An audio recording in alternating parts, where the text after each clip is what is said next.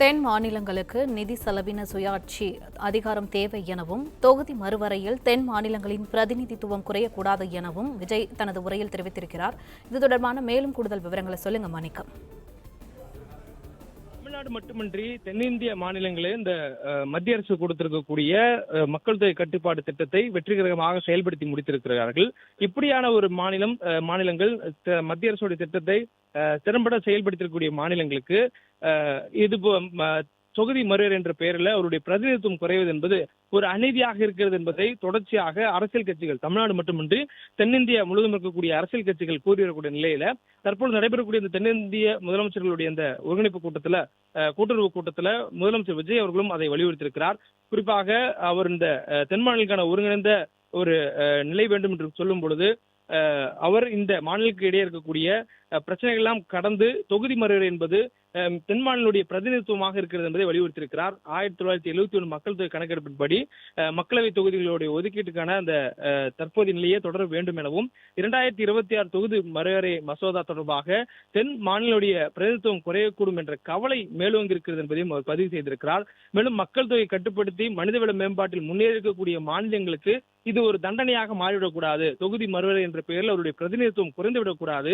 மக்கள் தொகை கட்டுப்பாட்டில் வெற்றி பெற்றதற்காக எந்த மாநிலத்தினுடைய நாடாளுமன்ற பிரதிநிதித்துவமும் அதனுடைய சதவீதமும் குறையக்கூடாது என்பதற்கான சட்டப்பூர்வ உறுதியை மத்திய அரசு வழங்க வேண்டும் என்று அவர் வலியுறுத்தியிருக்கிறார். அதாவது ஏற்கனவே நாடாளுமன்றத்தில் மத்திய உள்துறை அமைச்சர் அமித்ஷா அவர்கள் விகிதாச்சார முறைப்படி அதனுடைய பங்கீடு இருக்கும், எந்த மாநிலத்தினுடைய விகிதமும் குறையாது, தற்பொழுது என்ன ஒரு விகிதம் ஒரு மாநிலத்துக்கு இருக்கிறதோ அதே அளவிலான விகிதம் தான் அந்த தொகுதி மறுவரை செய்யப்படும் போதும் அந்த மாநிலத்துக்கு இருக்கும். இதனால் ஒரு மாநிலத்துக்கான விகிதாச்சார குறையும் என்பது எந்த இடத்திலும் உண்மை அல்ல என்று மத்திய அரசினுடைய சார்பாக மத்திய உள்துறை அமைச்சர் நாடாளுமன்றத்திலேயே தெரிவித்திருந்தார். அப்படியான சூழல்ல இந்த கூட்டத்தில் முதலமைச்சர் விஜய் அவர்கள் மக்கள் தொகை கட்டுப்பாட்டில் வெற்றி பெற்றதற்காக எந்த மாநிலத்தினுடைய நாடாளுமன்ற பிரதிநிதித்துவமும் அதனுடைய சதவீதம் குறையக்கூடாது என்பதற்கான சட்டப்பூர்வமான ஒரு உறுதியை மத்திய அரசு வழங்க வேண்டும். வாய்மொழியாக நாடாளுமன்றத்தில் கூறிய அந்த உறுதிமொழியை தவிர்த்து கூடுதலாக சட்டப்பூர்வமான ஒரு உறுதியை மத்திய அரசு வழங்க வேண்டும் என அவர் தெரிவித்திருக்கிறார்.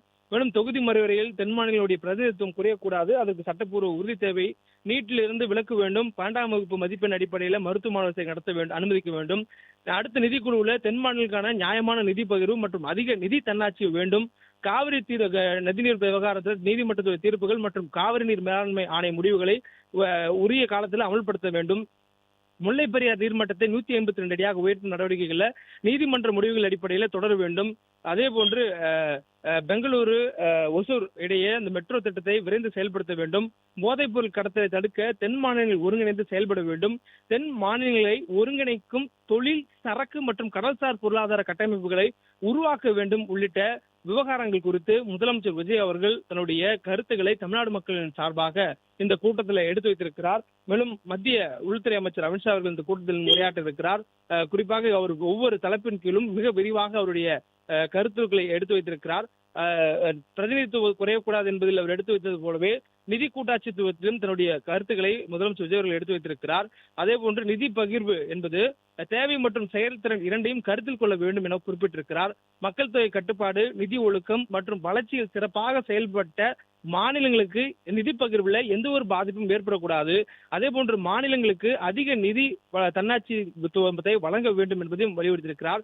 ஜிஎஸ்டி அறிமுகத்துக்கு பிறகாக மாநிலங்களிடம் வரி விகிதங்கள்ல நெகிழ்வுத்தன்மை குறைந்துள்ளதாக குறிப்பிட்டு பேசியிருக்கக்கூடிய அவர் வரி விகித நிர்ணயத்துல மாநிலங்களுடைய பங்கை மீட்டெடுக்க வேண்டும் என வலியுறுத்தியிருக்கிறார். ஒரு மாநிலம் அதிக அளவுல நிதி பங்களிப்பு அளித்தாலும் அதற்கு கொடுக்கக்கூடிய மத்திய அரசுடைய நிதி பகிர்வு என்பது குறைவாக இருக்கிறது என்பதை வலியுறுத்துவது மட்டுமில்லாமல் அவர்களுக்கு உரிய அந்த நிதி பகிர்வு பங்கினை அந்த சதவீதத்தை மீண்டும் கொண்டு வந்து கொடுக்க வேண்டும்.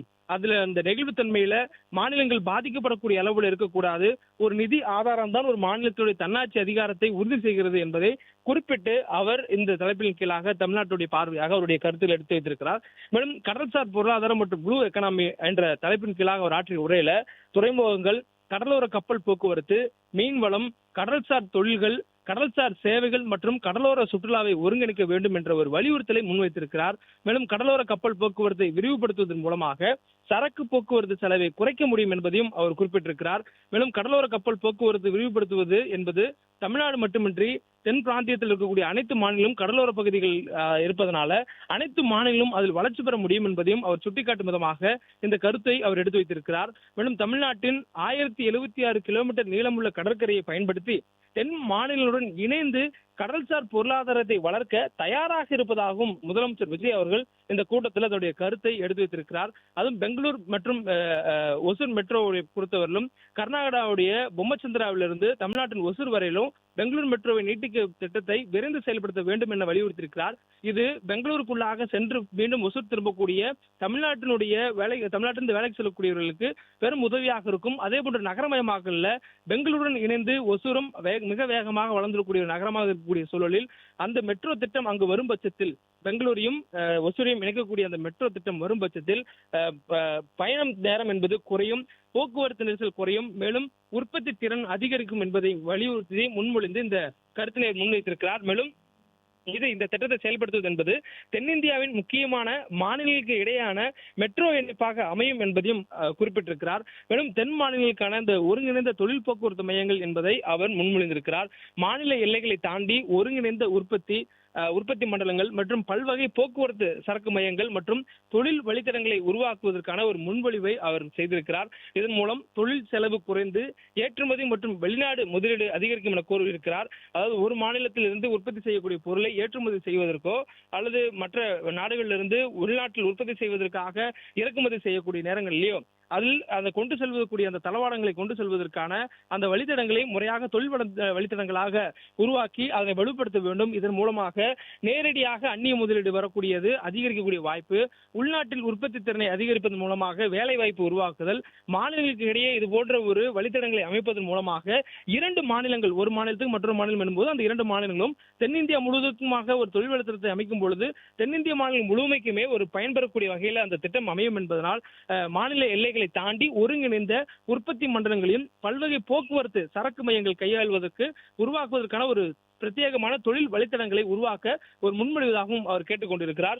இதுபோல் பல்வேறு தலைப்புகள் அவர் பேசியிருந்தாலும் போதைப் பொருள் தடுப்பு என்பது விவகாரங்கள்ல மிக ஆழமான கருத்துக்களையும் அவர் முன்வைத்திருக்கிறார். குறிப்பாக ஆன்லைன் விற்பனை, சட்டவிரோத விநியோகம் மற்றும் மாநிலங்களுக்கு இடையே இருக்கக்கூடிய இந்த கடத்தல் மூலம் போதைப் பொருட்களை இளைஞர்கள் சென்றடைவது மிகுந்த ஒரு கவலை அளிப்பதாக குறிப்பிட்டிருக்கிறார். ஆன்லைன்ல மருந்துகள் விற்பனை செய்வதாகட்டும், சட்டவிரோதமாக மருந்துகளை ஒரு முறையான மருத்துவருடைய கையொப்பமோ பிரிஸ்கிரிப்ஷனோ இல்லாமல் விநியோகம் செய்வதாகட்டும், இது போன்ற செயல்களால் போதைப் பொருட்கள் உற்பத்தி செய்யப்படுவது, அது ஒரு மாநிலத்திலிருந்து மற்றொரு மாநிலத்துக்கு இடையே கடத்தல் மூலமாக செல்வது என்பது இளைஞர்களை சென்றடைவது மட்டுமல்லாமல் அவருடைய எதிர்காலத்தையும் கேள்விக்குறியாகிறது என்று தனது கவலையை அதில் குறிப்பிட்டிருக்கிறார். மேலும் ஆன்லைன்ல மருந்துகள் விற்பனை செய்வதற்கான விதிமுறைகளை கடுமையாக மத்திய அரசு உருவாக்க வேண்டும். ஏற்கனவே இதற்காக முறையான ஒரு வழிகாட்டுதலையும் வழிமுறைகளையும் மத்திய அரசு உருவாக்கி இருந்தாலும் கூட மேலும் அதில் கடுமைத்தன்மையை கொண்டு வர வேண்டும். அந்த விதிமுறைகளை மேலும் கடுமையாக அமல்படுத்துவதை உறுதி செய்ய வேண்டும் என மத்திய அரசுக்கு முதலமைச்சர் விஜய் அவர்கள் வலியுறுத்தலை முன்வைத்திருக்கிறார். தென் மாநிலங்கள் இணைந்து உளவு தகவல் பகிர்வு மற்றும் அமலாக்க நடவடிக்கைகளை வலுப்படுத்த வேண்டும். அது போதைப் பொருளுக்கு எதிரான நடவடிக்கைகளை தீவிரப்படுத்துவதற்கு ஒரு மாநிலத்தினுடைய கருத்துரு மட்டும் இல்லாமல் அண்டை மாநிலங்கள் அனைத்தும் ஒன்றிணைந்து போதைப் பொருளுக்கு எதிரான நடவடிக்கைகளை குறிப்பாக ரகசிய உளவு தகவல் மூலமாக பகிர்ந்து கொள்வதன் மூலமாக அதனை ஒரு மாநிலத்துக்குள்ளாக பரவுவதை தடுக்க முடியும் என்பது கருத்தையும் வலியுறுத்தியிருக்கிறார். ஒரு கை மட்டுமில்லாமல் பல கைகள் சேர்ந்து அதை எதிர்க்கும் பொழுது வலுவான ஒரு செயல்பாடாக அது அமையும் என்பதையும் அவர் வலியுறுத்தியிருக்கிறார். போதைப் பொருள் இல்லா தமிழ்நாடு மட்டுமின்றி போதைப் பொருள் இல்லா தென்னிந்தியாவை உருவாக்க வேண்டும் என்ற ஒரு கருத்தை அவர் இந்த கூட்டத்தில் வழிமொழிந்திருக்கிறார். இதன் மூலமாக தென்னிந்தியாவுடைய வளர்ச்சி அதிகரிக்கும், இளைஞருடைய எதிர்காலம் பாதுகாக்கப்படும், தென்னிந்தியா வளரும் பொழுது நாடு தானாக முன்னேறக்கூடிய வாய்ப்பு ஏற்படும் என்பதையும் அவர் வலியுறுத்தி பேசியிருக்கிறார். மேலும் தென் மாநிலங்களுடைய அந்த பொருளாதார பங்களிப்பையும் மிக முக்கியமாக முதலிலேயே முதலமைச்சர் விஜய் அவர்கள் குறிப்பிட்டு பேசியிருக்கிறார். தென் மாநிலங்களுடைய அந்த இந்தியாவுடைய மொத்த உள்நாட்டு உற்பத்தியில 30% அதிகமான பங்களிப்பை தென் மாநிலங்கள் வழங்குகின்றன. தமிழ்நாடு, கேரளம், ஆந்திரா, கர்நாடகா, தெலுங்கானா ஆகிய 5 மாநிலங்கள் அதற்கான அந்த முக்கியமான பங்களிப்பு வழங்குகின்றன. உற்பத்தி, ஏற்றுமதி, சேவை மற்றும் புதுமையான துறைகள்ல தென் மாநிலங்கள் முக்கிய பங்கு வகிப்பதாகவும் அவர் குறிப்பிட்டு பேசியிருக்கிறார்.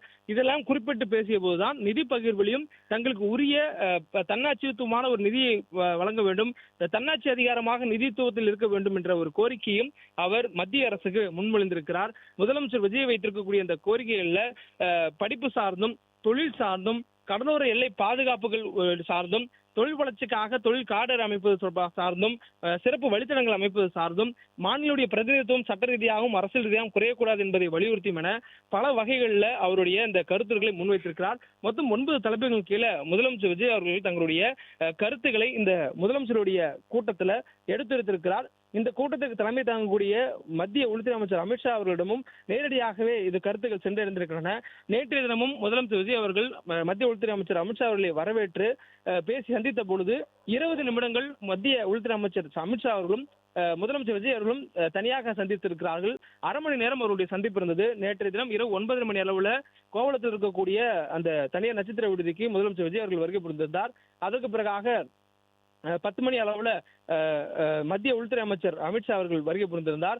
அவரை வரவேற்றதுக்கு பிறகாக 10:40 மணிக்கு பிறகுதான் முதலமைச்சர் விஜய் அவர்கள் அந்த தனியார் விடுதியிலிருந்து புறப்பட்டு சென்றிருந்தார். அப்படியான சூழலில் நேற்றைய தினமே அவரிடம் சந்தித்து மாநிலத்தின் நலன் குறித்தான ஆலோசனை நடத்தியதாகவும் அரசியலில் முக்கியமான நகர்வாகவும் பார்க்கப்பட்டிருக்கூடிய சூழல்ல இன்றைய தினம் நடைபெற்றக்கூடிய கூட்டத்தில் தமிழ்நாடுடைய நலன் மட்டுமின்றி வருங்கால சந்ததிக்கான திட்டமிடல்களையும் விஜய் அவர்கள் கருத்தில் கொண்டு பல திட்டங்களை முன்மொழிந்திருப்பதாக தற்பொழுது இந்த தகவல்கள் என்பது சொல்லப்பட்டிருக்கிறது. அவருடைய முறை முழுவதுமாக அவர் தற்பொழுது வாசித்திருக்கிறார்.